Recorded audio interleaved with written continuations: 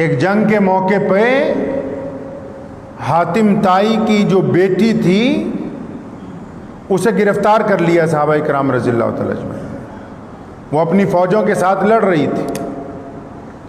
अब हातिम की बेटी को जब कैद करके मदीना मुनव्वरा लाया जा रहा था, रास्ते में तो हातिम की बेटी खुद कहती है कि मैं जब रास्ते में थी, क्योंकि मेरा बाप बहुत बड़ा सखी था, अल्लाह उसके बाप से राजी था। हुजूर अकरम सल्लल्लाहु अलैहि वसल्लम ने खुद हजरत हातिम ताई की तारीफ की है। हुजूर अलैहिस्सलाम से थोड़ा अरसा पहले, आज भी अगर कोई बंदा ज्यादा खैरात वगैरह करता, खुले दिल से खर्च करता, हम कहते हैं कि हातिम ताई बन गया है। तो उनकी बेटी कहती है कि जब मुझे ले जाया जा रहा था हुजूर अकरम सल्लल्लाहु अलैहि वसल्लम के सामने पेश करने के लिए, तो मैं अपने दिल में सवाल पैदा कर रही थी कि जाके मुसलमानों के नबी को ऐसी बात कहूंगी कि नऊज़ बिल्लाह कोई जवाब नहीं आएगा, ऐसी गुफ्तगू करूंगी, क्योंकि मैं हातिम की बेटी हूं, कोई मामूली आदमी नहीं था वो।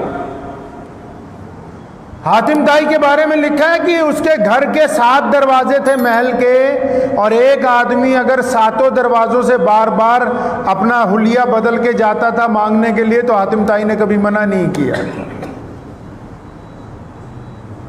तो हातिम की बेटी कहती है कि जब मुझे गिरफ्तार कर लिया तो मैं रास्ते में सोचती जा रही कि अब जाके मैं ऐसी बातें कहूंगी कि नऊज़ बिल्लाह जवाब नहीं आएगा। खुद फरमाती जब मस्जिद नबवी में मुझे सिपाही लेके दाखिल हुए, रसूलुल्लाह सल्लल्लाहु अलैहि वसल्लम ने दूर से देख लिया कि हाथ बंधे हुए हैं और सर पे दुपट्टा नहीं है। अभी करीब भी नहीं आई, फौरन हुक्म दिया हाथ खोलो।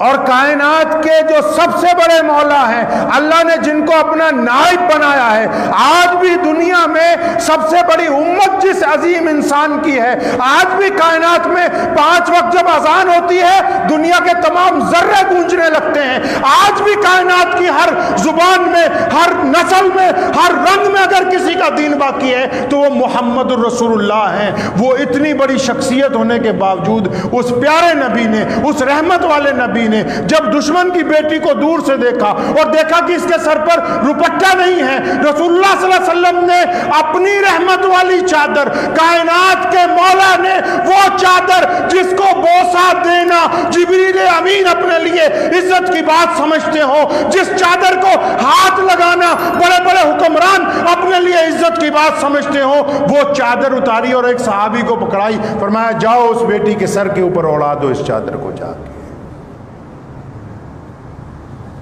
जब वो चादर ओढ़ाई,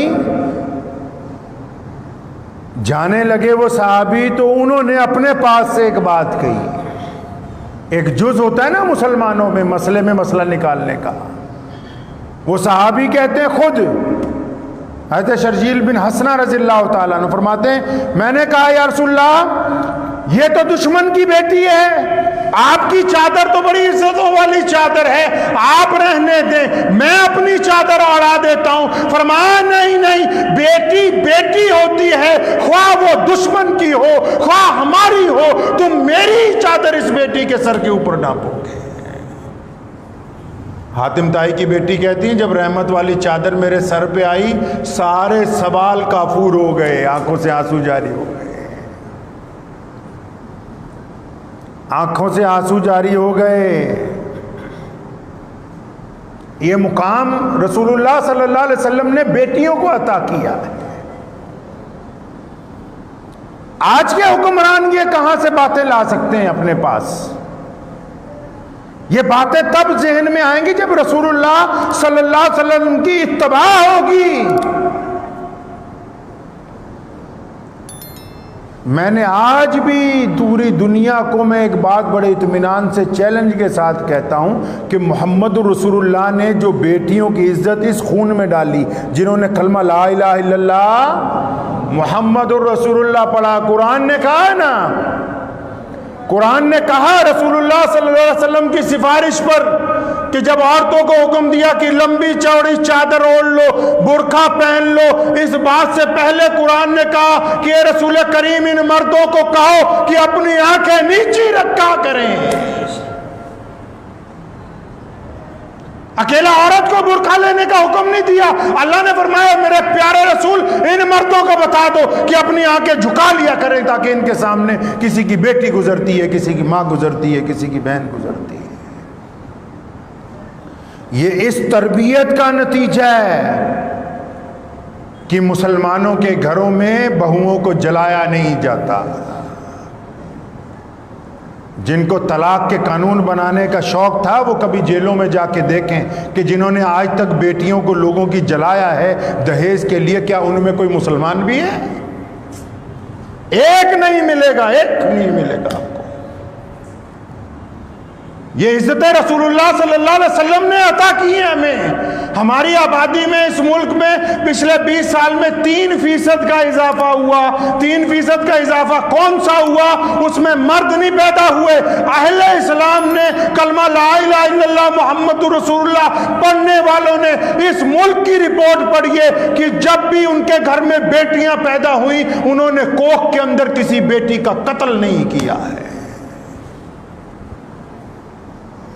हमारे पास बेटियों का इजाफा हुआ क्योंकि हमारे करीम रसूल ने अल्लाह ताला का जब हमें हुक्म सुनाया कि अल्लाह फरमाते हैं कि रिज़्क़ के डर से औलाद को कत्ल ना करो। तहजीब दी है, दुनिया को तमद्दन दिया है। लोग कहते हैं कि जिनाकार की सजा इस्लाम में सख्त है। इस्लाम ने कहा कि अगर कोई किसी की बेटी के साथ बदकिरदारी करता है, किसी की बेटी के साथ मुंह काला करता है, ज्यादती करता है, इस्लाम कहता है कि उसे सरे पाजार इतने पत्थर मारो कि मर जाए। सजा सख्त है, लेकिन ये याद रखो जब सख्त सजा दी जाएगी तो फिर किसी की बहू बेटी की तरफ कोई गंदी निगाह से नहीं देखे।